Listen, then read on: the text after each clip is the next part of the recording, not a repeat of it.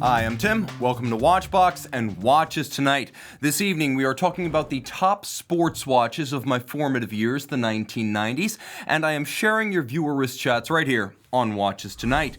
Now, keep me streaming, open another window, shop while we talk at thewatchbox.com, the people who pay for these pixels after all. With almost 3,000 pre-owned and vintage watches live, whether you're looking to buy, trade, or sell, it's the best way to get your watch or get to your next watch on the internet. And I have to say, especially when selling, we make it fast and fun and easy. Plus, join me because I have an email account for any watches you see right here or on Watchbox Reviews. Any watches you see on our channels, this is the direct line for you to me and my crew concerning any watches sold by the Watchbox. And finally, of course, Instagram, shameless self-promotion because this is a personal Instagram page, but help me hit 30K in 2019. We're 27.1K and rolling. Viewer wrist chats, let's take a look. Russell K showcases our first in the wild Alanco Unzona Odysseus. Lovely looking watch. I have to say it's better on the wrist than it was in the press photos. Chris L flies with two legends, not one, with a 1944 Supermarine Spitfire and his Breguet Type 20 pilot's watch. Love the ink. Adam F and his H. Moser & C Pioneer Center Seconds are home for the holidays in our locale, Philadelphia, the home of the show. Peter B shares one of the earliest and best watch car collaborations with his Gerard Perregaux Ferrari 8020 carbon dial and mini. And Jeff is in Philly, again, our hometown, with his 1974 Nissan 260Z collector car and Omega Aquaterra from Govberg. It looks like that one hasn't quite loaded just yet, but rest assured, Jeff, you will make the next episode because I feel bad about that one. Jumping into the box, who's joined us? Omegatron first, Richard Combs from South Florida second, Eddie Landsberg, we've got Matt Foster, we've got Mr. No Date, Xavier N joining from Manila in the Philippines, Burning Mr. B. Hi, Tim, long time no see, but we are back. Andres Morales and Andres, stay tuned, you're in the show. We've also got Paul T, Muzzle Daz Dog. We've got Abu Sadiq. Hi. Juan Almost. What's up, guys? What's up, Juan? Scottish Watches. We will be recording a podcast tomorrow at 11 a.m. Eastern. Thank you dearly for your tech support on that matter. And we've got Philip McCrate from Northern Ireland, and we've got Jason N getting up early with us in Australia, and Christopher Medeiros from Rhode Island. Thank you, everyone, for joining in. Okay, tonight we are talking about the top sports watches of the 1990s. But before we do, I want to give you something free, a Rolex Explorer 2. This is a 90s era Rolex Explorer 2, as it is the 16570, 40 millimeters stainless steel, and box and papers from me to you. I want it to go to a YouTuber. It's open to all our social and potential clients, but I want it to go to a YouTuber. Link in the description. You got to be in it to win it. Now, sports watches in the 1990s. It seems like it was so recent, doesn't it? 1990s doesn't seem like the era of vintage watches, and yet some of the watches from that time frame are squarely now in the vintage realm.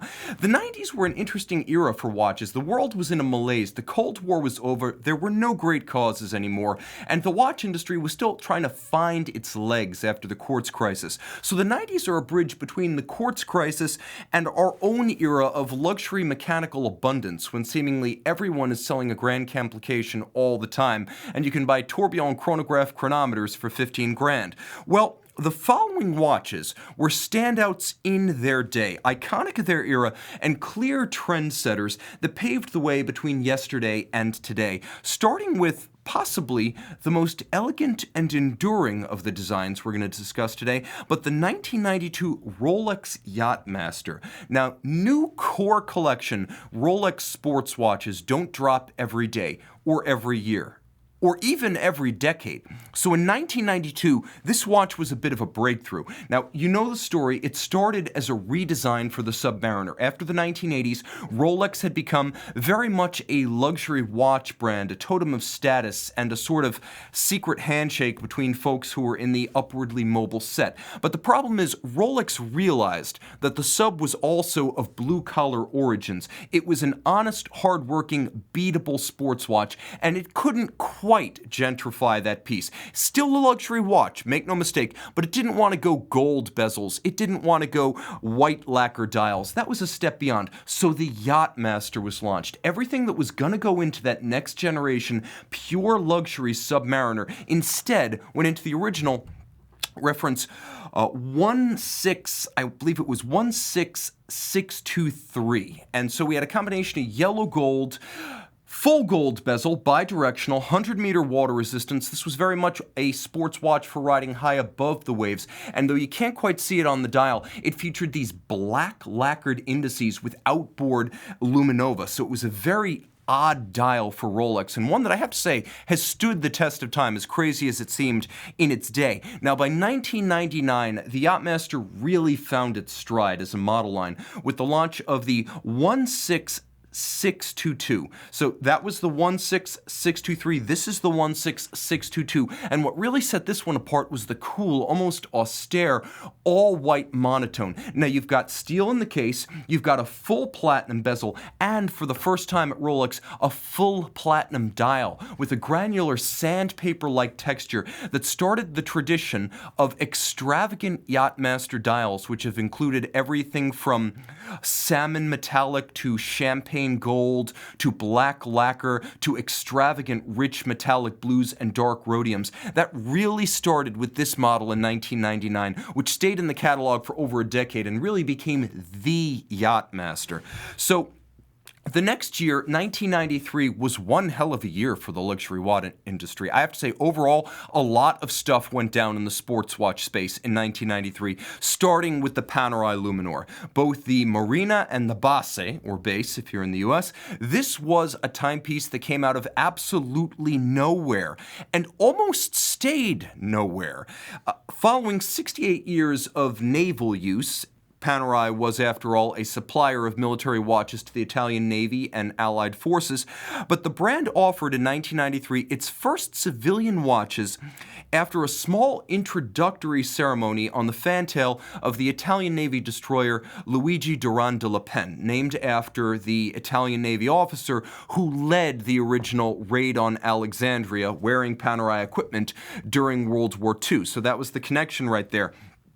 And all of this stayed out of the limelight, and sales were negligible, to the point that the watches were being offered in bulk at discounts until an awful movie, and I'm not kidding, it was nominated at the Razzies for Worst Actor and Worst Original Song. That's Daylight from 1996, but it was filmed in Rome in 1995.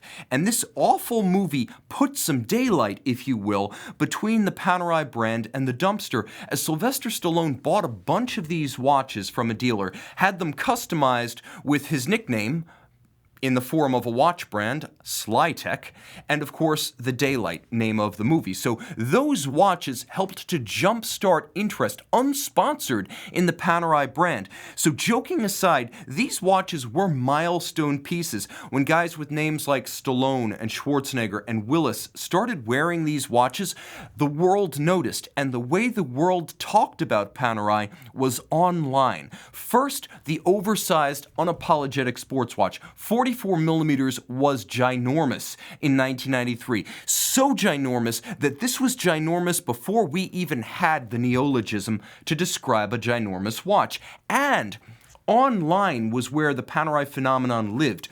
Although we had TV, we had radio, and we had newspapers, it was on websites, online bulletin boards, early discussion forums, and early peer-to-peer trading forums where this brand really grew. And this was long before Panerai itself, or the successor company Vendome, under the pre-Richemont collection of luxury brands, did anything meaningful to market the brand. They didn't get online marketing for at least another decade, but Panerai was online, and big online, before watch brands were even acknowledging that online was a thing.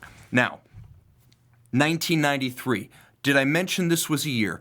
It was one hell of a milestone for luxury sports watches. It was the year of the 90s for sports watch innovation, because the Omega Seamaster Diver 300 meter bowed in 1993. Now, it bowed in the form you see there, but also in various two-tone iterations, mid-size. Quartz came first, let's be honest. The Seamaster Professional, as you see there, was launched as a quartz watch first, and it was the watch, along with the chronograph and later rose gold, tantalum, and titanium variants, that reignited Omega's dimmed star. Seamaster designs, it's worth mentioning, never stayed static, or at least stable, for as long as this watch has. And I should also mention that Omega coming into the 90s was a damaged brand. It had seen its longtime dominion over Swiss high-end watch sales usurped by the upwardly mobile Rolex during the 1980s. Omega had damaged itself by trying to compete with foreign quartz brands like for like. That diminished the equity of what was once a proud house. This watch helped to put it back on the map. I should also mention, when we talk about continuity of design, this is still basically in the catalog today. Think about Omega Seamasters over the years. The 1957 CK2913, the original Seamaster 300 dive watch, looks nothing like a 1972 Ploprof, looks nothing like a 1982 Calypso, looks nothing like this. But this watch, right here, is still very much recognizable in the current Omega catalog in the world of websites. And yes, Omega has recognized the internet.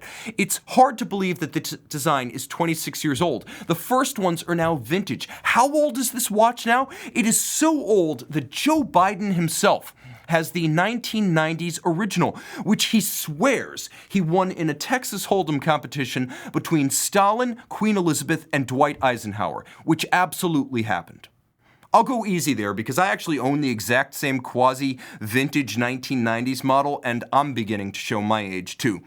As with the Panerai Luminor, this one owes its enduring popularity not to that guy, but to an action film, albeit a good action film. And in this case, Omega hit the sweet spot, finding the perfect brand ambassador, vehicle, and enduring storyline to carry the Seamaster for the next quarter century.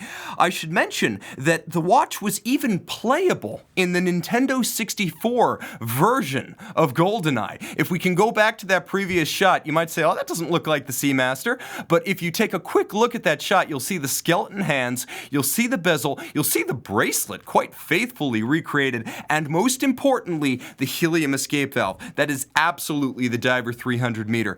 The laser wasn't worth much in the one-on-one combat mode, but all the same, it was a very cool throw-in for a video game. And I will say, it's still a cornerstone. I mentioned it's in the catalog today, and it's still in the catalog today as a James Bond watch, as that is the new for 2020 James Bond edition. No date, mesh bracelet, straight bar, MOD case back. It's actually pretty cool, and like I said, it's held the hell up. All right. 1993, we continue our run of milestone watches with the one that everyone remembers. Off the top of your head, this is going to be the first one that comes to mind, and that was the Audemars Piguet Royal Oak Offshore Chronograph in 1993.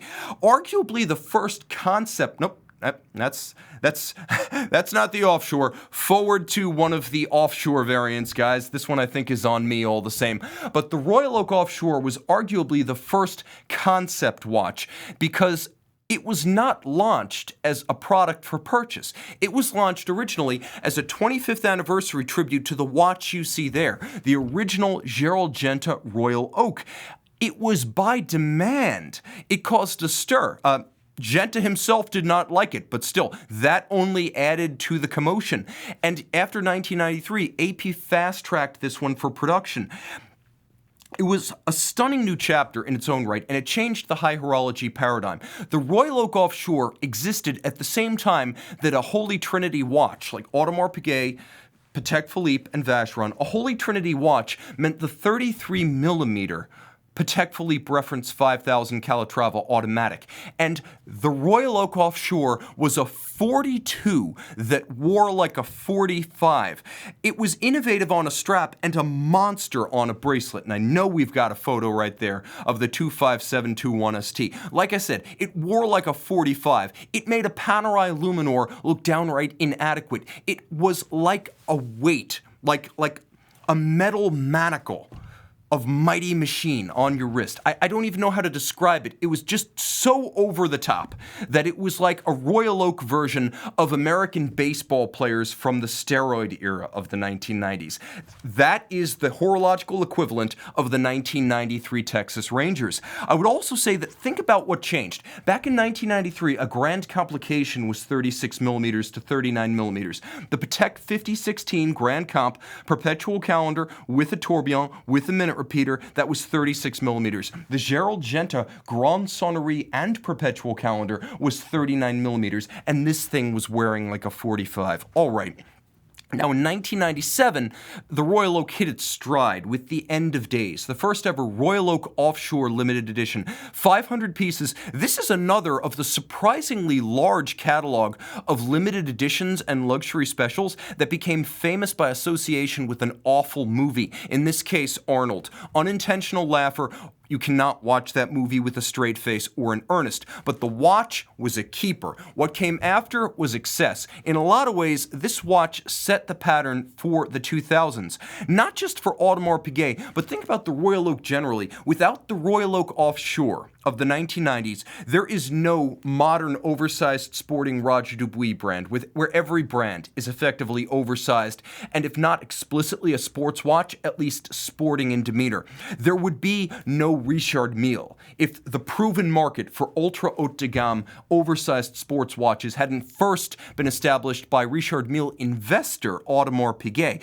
It's also worth mentioning that the 42 plus millimeter offshores, the chronographs, the world time, everything that came after the year 2004 that really put Vacheron on the map as a sports watch builder and put the overseas on the map as a sports watch. None of that happens without the Royal Oak Offshore. And finally, it goes without saying that there is no Hublot Big Bang without the Royal Oak Offshore.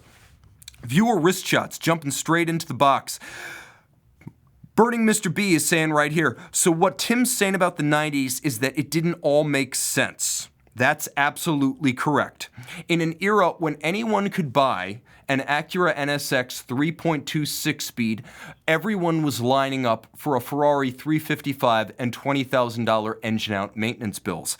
When everyone could buy a Porsche 993, people were lining up to buy all manner of foolish two-tone faff for the same money. All I'm saying is that there were better choices and we didn't always make them. Now right here, jumping in, Phillipe, good morning from Western Australia. Thanks for getting up early with me. I could see Slayer rock forever, laughing my ass off. The steroid era, that's a fact. Back when people would change helmet sizes over the course of one season, and not because their egos were swollen. And then right here, we've got Sutat saying rubber clad, an acronym I can't repeat. And then right here, we have Adlan Hazik asking, do Blancpain erotic watches count as concept pieces? They were special order. I'm not calling them concept pieces because they were one-off special orders. A concept watch is usually something that's a pure concept, and if you're lucky, like the Dodge Viper or the Plymouth Prowler or the Porsche Carrera GT, it eventually finds its way into production. And the Blancpain erotic pieces of the early 90s and 80s never really found series production. All right. And then right here, we've got Stuart Spillman saying, Tim, love the show, watch them all. And then we have Edward Ledden saying, the original 2531 Omega Seamaster Professional will be my first luxury watch. That is an awesome choice. I think you can't go wrong with that. Simon Holt, I played GoldenEye on the N64 for a whole year. Great game, and I'm a PC guy. My friend and I wore out a set of Nintendo 64 controllers playing that and Mario Kart, and I was awful at both. All right, jumping back to our regularly scheduled program. It's you again, guys. Your piece is on my pixels. Abdul R. weathers the weather in Germany in the Black Forest at university with his Seiko SARB 017 Alpinist. I love my green dial watches. Craig E. showcases Rolex steel in front of British, French, and Italian iron. And here is a focused shot of the cars. You know I love cars. These are all special. The Benetton B91 in the foreground was Michael Schumacher's first ride with Benetton before his championship years. He won 2 titles with them. And then in the background, you could see contemporary Ferrari. I believe that's an F430, and the 2003 Jordan Grand Prix Ford that won the 2003 Brazilian Grand Prix in torrential conditions at the hands of Giancarlo Fisichella in his only F1 win. Some awesome Italian hardware. You guys know I'm into it. Yeti from Malaysia prepares to guide Santa's sleigh, Breitling style, with his Navitimer circular slide rule. Send your wrist shots to mondaymailbag at thewatchbox.com to see your watches on this box. All right, guys, keep the comments coming. I love to jump into the comment box. And then I can see Sutat saying, yes, I can mention that acronym because FTW in this case is for the win. All right, guys, jumping back into the box and the regularly scheduled sports watch milestones of the 90s, the Breitling Emergency of 1995. This was different from anything that had come before. In 1995, this watch was insane, given the integrated 100-mile emergency rescue beacon built by French aerospace defense contractor Dassault. They actually built the rescue module for the Emergency. The Emergency was the first serious innovation in pilots' watches since Breitling's original 1954 Navitimer. This watch was as crazy then as it is now. This is a watch for which you were required to sign a waiver at the time of purchase, at the point of purchase, explaining that you understood the financially and legally catastrophic consequences of activating that transponder in unnecessary circumstances, and Breitling was in no way liable. This is literally defense-grade componentry inside a luxury product. And I'll also mention that with a multi-function system that gave you all manner of secondary time zones, alarms, backlights, and later chronometer certification, countdown timers, perpetual calendars, with all of that included, you had a true modern era professional grade timepiece that was neither nostalgia play nor trophy. This was real pro equipment in an era when most professional luxury pilots' watches were solely for armchair aviators or pro pilot ready room bragging rights alone. And there have been documented instances of this watch actually saving lives, including the lives of downed aviators. And it's rare. Less than 40,000 were made between 1995 and 2010. Why is that important? Because Breitling builds hundreds of thousands of watches per year. So if you want something truly scarce and special, but you want a big brand that'll be around to service it forever, the Breitling Emergency is a great way to wear your eternally serviceable and very functional Exotica. I would also say, remember, guys, if you set that thing off, you might be able to pick them up for pre-owned watch money, $2,000 to $3,000 to $4,000 depending on the era. But if you set that thing off unneeded and unheeded of the warnings, you will need Patek Philippe money to extricate yourself from that legal jeopardy. All right. 1996, the next year, the Vacheron Constantin Overseas. It wasn't the first Vacheron sports watch since the 1977 222, but it was easily the best looking and the most enduring. So that's the inspiration, Jörg Heisig's 1977 model 222. But this was a game changer for Vacheron for a couple of reasons. First, Vacheron managed to launch a sports watch that was very much in tune with its real history. It wasn't an oversized play for the Royal Oak offshore market, and it wasn't an attempt to grab Patek Philippe 3700 and 3800 mid-size customers. This was very much a Vacheron piece, glorious and spec'd appropriately from the outset. Immaculately hand-finished. This was a handmade watch inside and out. They went with only the best movements.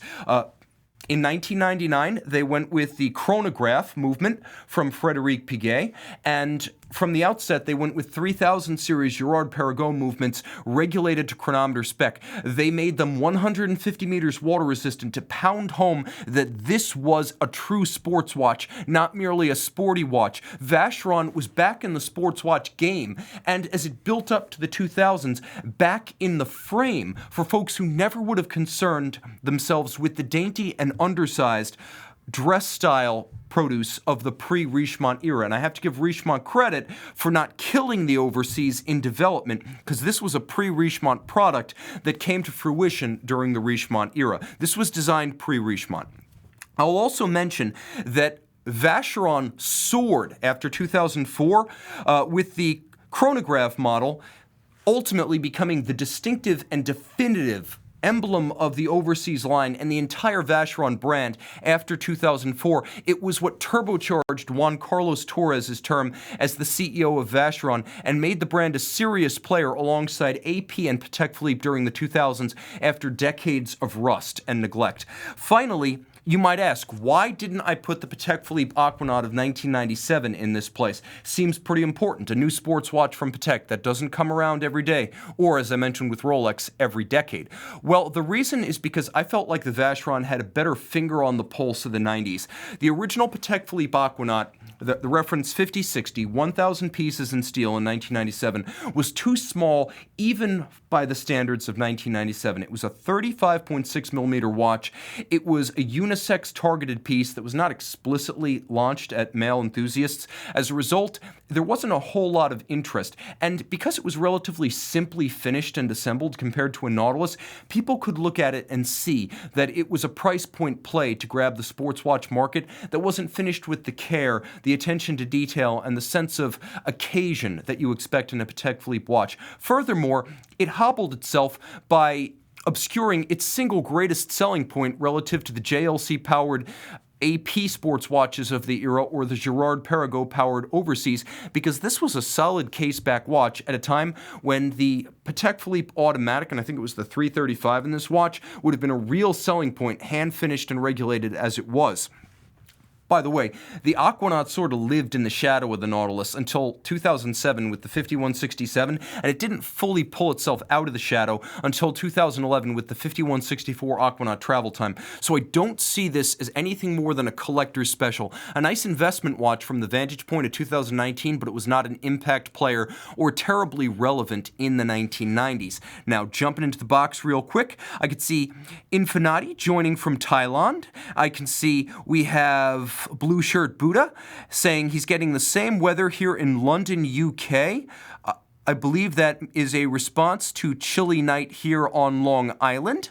Brick Lane saying he's getting chilly weather in London. And we've got Blue Shirt Buddha saying it is chilly in my old homeland of Long Island, New York. We have Eric Nielsen saying, I do like that Gen 1 VC Chrono. And then right here we have Eric Nielsen saying he's also a fan of the 1994 Aerospace in 40 millimeters. And we have a comment, I believe, on the overseas from... lost it right here. Carassa saying the Gen 1 overseas salmon dial is the one to own, and I actually agree with you right there. Okay, jumping back into our regularly scheduled program, a brand we don't often discuss on the show, TAG Heuer had an awesome 1996. First, because the company enjoyed a very successful IPO. But business news from 23 years ago doesn't really interest me. What does is that year's Carrera re-edition. The 1964, it was known as at the time, it was believed 1964 was the first Carrera back then, and this was one of the best TAG or Heuers of all time. La Manna powered with a moonwatch caliber inside, caliber 1861 in Omega speak, 1873 in La Manna speak. It was 36 millimeters, but with the strength of its thrusting Carrera lugs, it had the presence of a bigger watch. They stayed true to their history, and they launched it with a no-date dial. They also branded it exclusively Heuer. If we can go full screen right there, this was a shadow of the future as TAG began to realize that technique d'avant-garde did not have much currency with watch collectors, but Heuer, that was another matter. Moreover, this was solidly before the issue of vintage reeditions was popular, mainstream, or even a proven moneymaker. So this was a daring act by a newly independent, publicly traded TAG Heuer.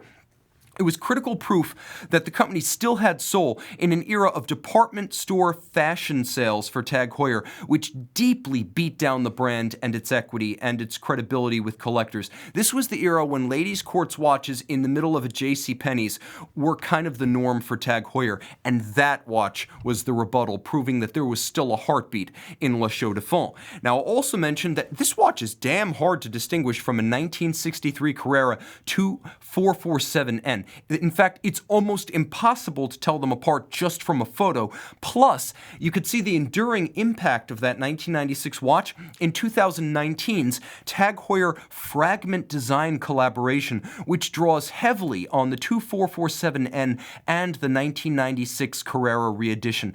This is a watch from 1996 that remains very relevant in 2019. Now, Omega, the Speedmaster Professional, but it's not a moon watch, it's the Mars watch. Or a watch launched in 1998 as the X33. The Speedmaster Professional X33 was immediately certified and adopted by NASA, as NASA and NASA astronauts, as well as EU astronauts, had considerable input in its design and specification. It was launched 30 years after the original Moonwatch reference 145022. So this was a true successor that was destined to go to the next final frontier.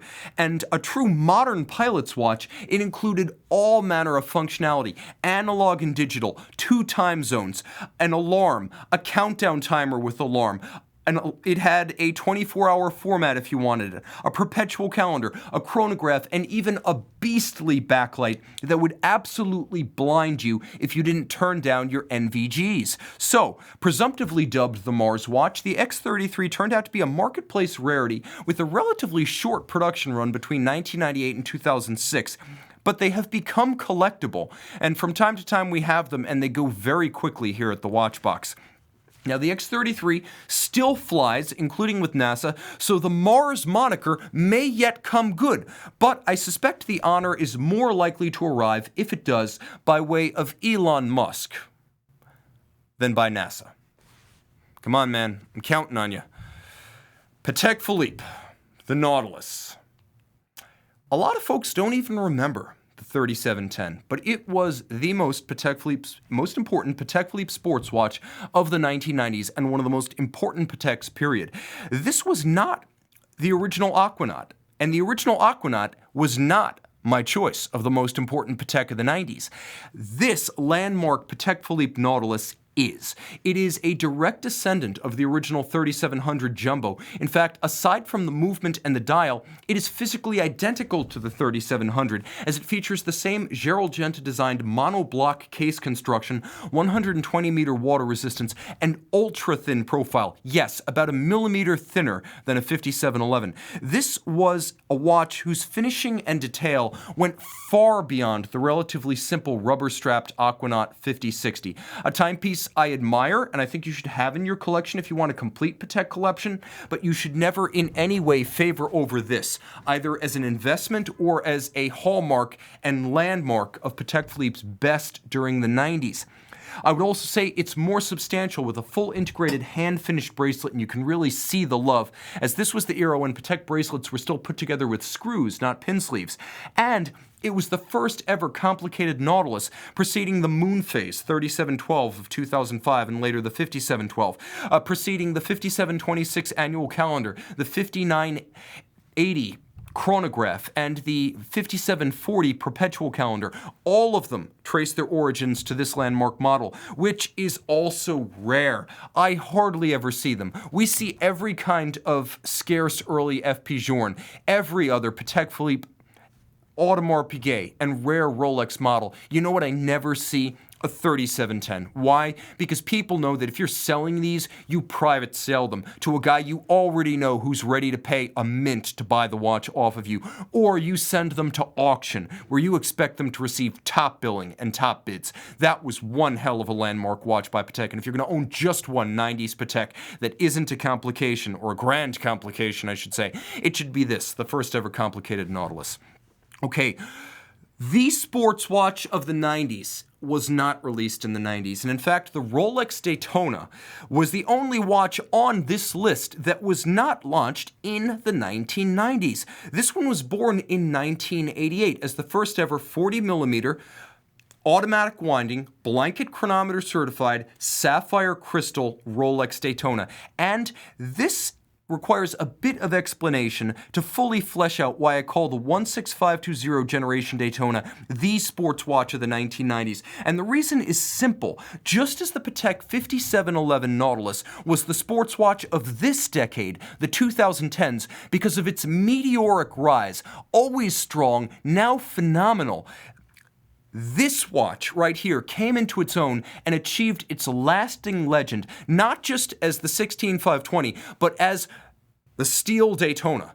It achieved that status during the 1990s, and it completely reframed how we think of Rolex waitlists. It established the Rolex waitlist as we know it today. Consider this. Rolex was already a mark of distinction and the watch to own if you were upwardly mobile or conspicuous about your wealth during the 1980s. The difference is that during the 1980s, Rolex waitlists at dealers were choked with requests for date justs, day dates, full gold watches, especially yellow gold, and everything two-tone.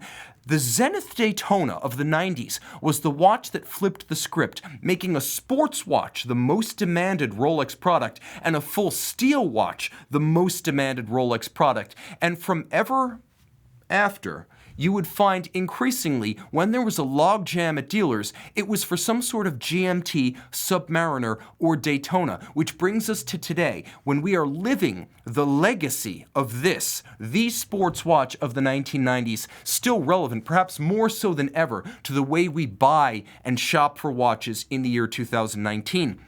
Jumping into the box real quick right here, we've got Eric Nielsen saying, my 90s watches, Oris 7401, from 5 weeks after the end of the Gulf War, purchased in Dubai. We have Brick Lane saying, I wore a Casio CMD 40 remote watch back in the 90s, and I still have it. And then I have right here, Mark P saying, joined just in time to see my favorite watch. And Monkey C Production is saying to BNS, swatches still rock. I agree. I buy them perpetually as gifts from my family, and I stock up. I love the System 51. I love the Rebel series. I love the ironies. I will buy a swatch watch every year until I die. At least one swatch watch every year until I die. And then right here, Oklahoma Hank saying, at the Moto Grand Prix in Austin last year, I looked at some Tag Heuer watches I had not been interested in. They look better in person. BNS saying, I was broke as a kid in the 1990s, so I was wearing a swatch. And I, sir, was wearing a G-Shock. A man after my own heart. And then right here, somewhat questionably, we have Richard K saying Nautilus is not a pure Patek. Royal Oak is pure AP. I think you're going to find a little bit of contention on that point, but it's a valid perspective. During the 90s, the Pateks every serious collector wanted were vintage pocket watches and dress watches. And then PY7 saying, I wore a McDonald's Jurassic Park watch in the 1990s. And I got my first watch in the 1990s from my grandpa, who got it by collecting box tops from Wheaties. So not McDonald's, but we'll call it, I guess, a cereal box Timex. And right here, bump, we've got Russell 996 saying Ulysse Nardin Marine Chronometer from 1996. The Marine Chronometers, the first Marine Chronometer wristwatches. Important, but only for UN, a niche brand, not trendsetters for the industry as a whole. Now, jumping into your watches, viewer wrist shots. Your analog on my digital. And my God, guys, you take my breath away. James from New York, my hometown. Couples a fall sweater with a 4-season fun watch, courtesy of Rolex right there. Got the CHNR going. Cameron T is in Virginia Beach with his 30-dial Rolex Submariner and a lovely color-coordinated custom strap. That looks awesome with the silver dial, the yellow gold bezel, and the blue insert. That looks really, really cool, and I love the contrasting stitch. Sylvester S. of New Zealand sports a great white, or I should say, he spots a great white while shoreside with his Sea Dweller 1665 Great White. Andres M. Andres, I told you you'd be in the show. and his wedding keepsake, celebrating a Hawaii Kolina Resort sunset to close out our show. I'm told I had some role in the selection of that wedding gift watch. I'm honored to have been considered and to have played a role in your big day. Congratulations. Wear it long and in great health. Tim Mosso at thewatchbox.com. Guys, I have to remind you, if you want to reach out to me about any watch you see on Watchbox Reviews or here on Watchbox Studios, Tim Mosso at thewatchbox.com is the direct sales inquiry line to me and my crew to answer those questions. And finally, send your wrist shots to Monday Mailbag at thewatchbox.com, ultimately to see the watches that you contribute to my program. It's my favorite part of the show, and I'm going to be breaking out a special wristwatch only quickie each week for the dozens and dozens you send that I can't include in this program. Finally, comment and subscribe and visit me Tim_Mosso. Help me fill that gap to hit 30K before the end of 2K19. Thank you to everyone who joined in. Time out, Tim out. Thanks to you and my crew. And thanks for logging on.